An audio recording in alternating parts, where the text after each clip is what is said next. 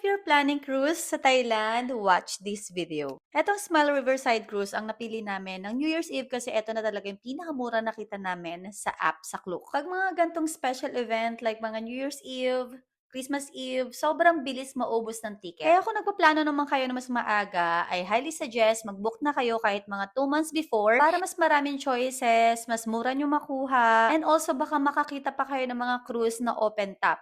Etong Smile Riverside kasi, meron siyang cover. So, kapag nag-fireworks sa gabi, gigilid ka lang talaga. Dito nga pala sa Smile, pareho lang ang presyo ng first floor and second floor. So, unahan na lang talaga for reservation. May iba kasing cruise na nakikita namin sa Klook na app, mas mahal yung second floor and mas mura naman yung ground floor. Sobrang daming food, may mga pasta, and also yung mga Thai food, kompleto din yan. And yung mga Japanese food, may mga desserts. And yes, buffet yan, eat all you want, girl. 3 hours nga pala mag-iikot-ikot yung cruise sa Riverside, sa Icon Siam. Pero syempre, para mas makakuha na mas magandang pwesto, aagahan mo kahit mga 2 hours or 1 hour before. Syempre, hindi dapat mawawala ang ice cream sa mga desserts na pagpipilian. Iba't ibang flavor din yan. And yes, sulit na sulit ang bayad sa salmon sashimi. Eat all you can. And meron din mga grilled, tahong, mga hipon. Syempre, hindi naman kumpleto ang celebration kapag walang beer. So, kasama na rin yan sa eat all you can, drink all you can. And, of course, outfit check!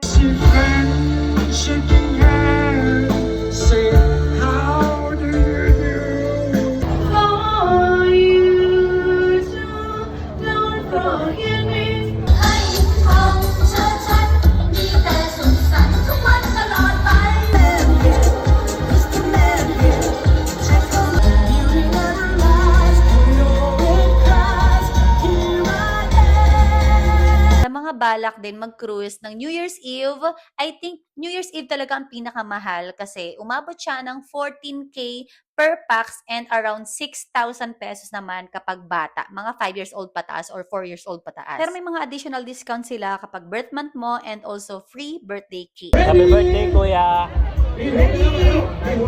Happy birthday! Happy birthday to you!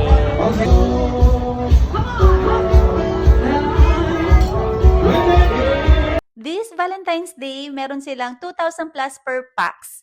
Sa Icon Siam naman ang station. Pero kapag walang mga special event or special day, mga regular or normal day lang, 1,000 plus lang sila per pax. Kaya wag nyo rin kakalimutan i-add sa itinerary nyo yung cruise kapag pupunta kayo ng Thailand.